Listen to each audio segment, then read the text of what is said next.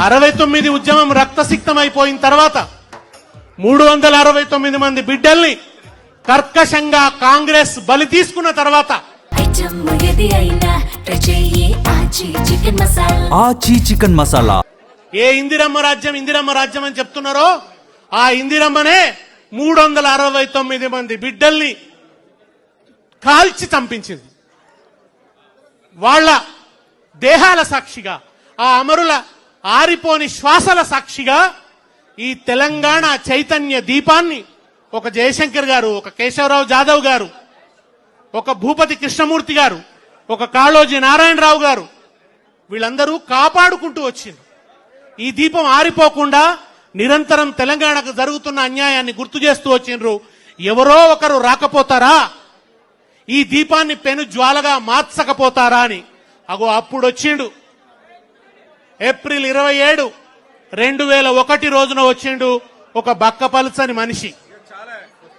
అందరు ఏమనుకున్నారంటే గాలి వస్తే ఎగిరిపోయేట ఆయన ఈయనతో ఏమవుతుందని అనుకున్నారు. కానీ ఆయన తనకు తానే ఒక ప్రభంజనమై తెలంగాణను తుఫాన్ లాగా చుట్టుముట్టిండు. ఆయనే కేసీఆర్. 3 అక్షరాల విస్ఫోటనం. ఆరిపోయిన అమరుల శ్వాసలు ఈ భూమిలో నిక్షిప్తమైతే వాటిని ఆటం బాంబులు చేసి మళ్లీ పేల్చి విస్ఫోటనాన్ని సృష్టించినటువంటి వాడు కేసీఆర్. తెలంగాణ ఉద్యమానికి రాజకీయ రూపం ఇచ్చిన వాడు కేసీఆర్. రాజకీయ వ్యక్తీకరణ ఇచ్చినటువంటి వాడు కేసీఆర్. తెలంగాణ డిమాండ్ ఎన్నికలను ప్రభావితం చేసే స్థాయికి తీసుకుపోయిన వాడు కేసీఆర్. ఇక్కడ చంద్రబాబు నాయుడు, అక్కడ వాజ్పేయి. బలమైనటువంటి రాజ్యం. చంద్రబాబు ప్రతాపానికి అడ్డు లేనప్పుడు అటువంటి దశలో సవాల్ చేసి పార్టీ పెట్టిన మొనగాడు కేసీఆర్. తెలంగాణ రాష్ట్ర సమితిని స్థాపించినటువంటి వాడు కేసీఆర్. అంతేనా? ఒకవైపు పైన యూపీఏ సోనియా గాంధీ, కింద రాజశేఖర్ రెడ్డి, ఇక్కడ అక్కడ కాంగ్రెసే, ఎదురులేదు. ఆ దశలో తన కేంద్ర మంత్రి పదవికి రాజీనామా చేసి మళ్లీ తెలంగాణ భూమి మీద నిలబడి కరీంనగర్ ఉప ఎన్నికను సృష్టించి కాలాన్నే వణికించిన కళపిళ ఉడికించిన నాయకుడు కేసీఆర్. ఎంత ధైర్యం కావాలప్పుడు అటు రాజశేఖర రెడ్డి, అటు సోనియా గాంధీ. అట్లా రాజకీయంగా అంత బలంగా ఉన్న దశలో వాళ్ళని ఎదుర్కోవడానికి, వాళ్ళని ఎదిరించడానికి ఎంత ధైర్యం కావాలి? ఎక్కడిది ఆత్మబలం కేసీఆర్ కు? ఎక్కడిది శక్తి కేసీఆర్ కు? ఎక్కడి నుంచి వచ్చింది? అది ఎక్కడి నుంచి వచ్చిందంటే తెలంగాణ ప్రజల హృదయాల్లో 60 సంవత్సరాలుగా కళపెళ్ల ఉడుకుతున్నటువంటి స్వరాష్ట్ర సాధన ఆకాంక్షనే ఆయన బలంగా మారింది. అదే ఆయన బలంగా చేసుకున్నాడు. మీడియా లేదు, మనకు మీడియా లేదు, ధనబలం లేదు. ఏమున్నాయంటే డప్పులు కొట్టుకుంటూ వచ్చే కళాకారులు ఉన్నారు, పుస్తకాలు పట్టుకొని వచ్చే మేధావులు ఉన్నారు. ఒక విద్యాసాగర్ రావు గారు నీళ్లు నిజాలు, ఏ నదిలో ఎట్లా అన్యాయం జరిగిందో తెలంగాణ బిడ్డలకు, టీఎంసీలు అంటే ఏంది, క్యూసెక్కులంటే ఏంది, ఓ అద్భుతమైనటువంటి చైతన్యాన్ని కలిగించిండు. అనేక మంది మేధావులతో అనుబంధం పెట్టుకున్నాడు కేసీఆర్.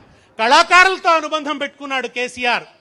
డాక్టర్లతో అనుబంధం, లాయర్లతో అనుబంధం, తెలంగాణలోని ప్రతి సమూహంతో అనుబంధాన్ని పెట్టుకొని ఓ అద్భుతమైనటువంటి పోరాటాన్ని నిర్మించి ఢిల్లీ పీఠాన్ని గజగజ వణికించి ఇటు పార్లమెంటు, అసెంబ్లీ ప్రతి ఇటుక పెళ్ళ కూడా వణికిపోయేలాగా ప్రళయ గర్జన చేసి చివరికి ఎన్నికలకు ముందు జై తెలంగాణ, ఎన్నికలకు ముందు నై తెలంగాణ అనే కుట్రను అమలు చేస్తుంటే పదవులు పణంగా పెట్టడమే కాదు ప్రాణాన్ని కూడా పణంగా పెడతానని కేసీఆర్ చచ్చుడో తెలంగాణ వచ్చుడో అని రణనినాదం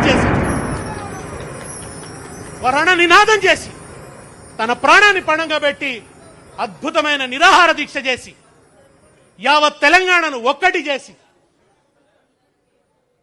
ఒక భూకంపాన్ని సృష్టించినటువంటి వాడు కేసీఆర్. కేసీఆర్ కేంద్రంగానే ఈ అల్పపీడనం అంతా అల్లుకున్నది. ఈ తుఫాన్ అంతా కూడా ఆయన కేంద్రంగానే. టీఆర్ఎస్ ఓడిపోతే అయిపోయింది తెలంగాణ. ఎన్ని దెబ్బలు! అసలు కరీంనగర్ ఉప ఎన్నిక సవాల్ చేసినాడు, గుండెలు వణికినాయి. ఏమైతుంది అని. మళ్ళా రాజీనామాలు చేస్తే అనుకున్న రిజల్ట్ రాలే, రెండవసారి చేస్తే ఇక అయిపోయింది తెలంగాణ అన్నారు. 2009లో అనుకున్న ఫలితాలు రాకుంటే అయిపోయింది కేసీఆర్, నేలమాళిగలకు పోయినట్టే అన్నారు. కానీ కేసీఆర్ ఒక ఫీనిక్స్ పక్షి. ఫీనిక్స్ పక్షిని చంపి కాలబెట్టినా అది మళ్ళలేస్తుంది, అది గ్రీకు పురాణాల్లో ఉంటుంది. అటువంటి ఫీనిక్స్ పక్షి కేసీఆర్ మళ్ళా అట్లా లేచిండు. మనిషిని కూడగట్టిండు, ప్రతి చేతిలో జమ్మాకు పెట్టిండు, కాగలిచ్చుకున్నాడు, అలాయ్ బలాయి తీసుకున్నాడు. అవసరమైతే ఒక మొత్తం పార్టీలందరినీ కూడా ముగ్గులోకి లాగిండు. ఆంధ్రలో వేర్లుండి తెలంగాణలో కొమ్మలు రెమ్మలున్న కరడుగట్టిన సమైక్యవాద పార్టీ చంద్రబాబు నాయుడుతో తెలంగాణ తీర్మానం చేయించిన ఘనత కేసీఆర్ది. ఎవరు చేయించగలరు? అది చేయించిన వాడు కేసీఆర్. కేసీఆర్ లేకుంటే తెలుగుదేశం పార్టీ తీర్మానం చేస్తుందా? బీజేపీ తీర్మానం చేయాల్సి వచ్చింది, కమ్యూనిస్ట్ పార్టీ తీర్మానం చేయాల్సి వచ్చింది. ప్రజల్లో ఉబుకుతున్న చైతన్యాన్ని, ప్రజలు ఎన్నికల ద్వారా ఇస్తున్న ఫలితాన్ని, వీటన్నిటిని ఒత్తిడిగా ప్రయోగించి ఒక్కొక్క పార్టీని గజగజ వణికేటట్టు చేసిండు. వణికితే ముగ్గులోకి దించితే తీర్మానాలు చేసి మేము తెలంగాణకు జై అంటాం, మేము తెలంగాణ. ఇవాళ మాట్లాడుతున్న వాళ్ళంతా వీళ్ళందరూ కూడా మేము కాదా తెలంగాణ ఉద్యమకారులం, ఊర్లలోకి వస్తే చెప్పులతో కొడతామన్నారు తెలంగాణ వాదులు. ఆ రోజు మీరింటి దొంగలు, మీరు ద్రోహం చేస్తున్నారు, మీరు ఊళ్ళలోకి వస్తే చెప్పులతో కొడతామన్నారు. అప్పుడు వీళ్ళు తెలంగాణ అన్నారు, అప్పుడు వీళ్ళు పార్లమెంట్లో మాట్లాడినరు, అప్పుడు వీళ్ళు ఉద్యమాల్లోకి కలిసి వచ్చిండ్రు. అది కూడా అందరు కాదు, కొందరు. ఇవాళ వెళ్తున్నానైందైతే అప్పుడు కూడా రాలే. ఆయనకు 14 ఏళ్ల ఉద్యమంలో సిగ్గు రానేలేదు, ఆయనకు బుద్ధి రానేలేదు, జ్ఞానం రానేలేదు, తెలంగాణ ఉద్యమ స్పృహ రానేలేదు ఆయనకు. ఒక్కనాడు జయశంకర్ సరసన నిలబడలే, ఒక్కనాడు విద్యాసాగర్ రావు గారి కరచాలనం చెయ్యలే. ఏదైనా ఉన్నదంతా కూడా చంద్రబాబు పాదాల దగ్గరనే మోకరిల్లి ఆ చంద్రబాబును తెలంగాణ మీద నీ స్టాండ్ ఏందని అడిగేటందుకు ఉద్యమకారులు పోతే ఉద్యమకారులను చంపేస్తానని రైఫిల్ ఎత్తిన ద్రోహి వాళ్ళ ముఖ్యమంత్రి. ఆ ద్రోహి ఇవాళ మళ్ళా తిరిగి తెలంగాణ అస్తిత్వం మీద మబ్బులు ముసురుకుంటే కోట లోపలుండి శత్రువులకు తలుపులు తెరిచినట్టు తలుపులు తెరుస్తున్నాడు. ఆ ద్రోహి వాళ్ళ విగ్రహాల పేరిట రాజకీయం చేస్తున్నాడు. ఎన్టీ రామారావు విగ్రహాలు చాలా కాలంగా తెలంగాణలో ఉన్నాయి, మనం పలగొట్టలే, మనం ఏం తీసేలే. కానీ వాళ్ళ పెడుతుంది ఎన్టీ రామారావు విగ్రహం మాత్రమే కాదు, ఎన్టీఆర్ విగ్రహం వెనుక ప్రతిష్ఠించదలుచుకుంది చంద్రబాబు నాయుడిని. చంద్రబాబు నాయుడు ప్రతిష్ఠించడం కోసం ఆ విగ్రహాల మాటున ఇవాళ రాజకీయం నడుస్తున్నది. ఇవాళ మళ్ళా గద్దలాడుతున్నాయి తెలంగాణ మీద. కేసీఆర్ అధికారంలో లేడు అంటే మళ్ళా గద్దలు తిరుగుతున్నాయి తెలంగాణ మీద, రకరకాల గద్దలు, మళ్ళా సినిమా గద్దలు. మళ్ళా ఈ గద్దలన్నీ కూడా ఇవాళ తెలంగాణ చుట్టూ ఆడుతున్న ఈ సందర్భంలో ఈ పుష్కర తెలంగాణ మనకు కొత్త కర్తవ్యాలను ఉపదేశిస్తున్నది, మనకు కొత్త పథాన్ని నిర్దేశిస్తున్నది.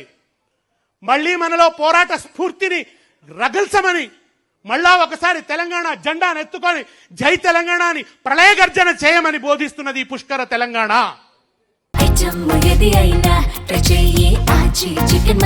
ఆచి చికెన్ మసాలా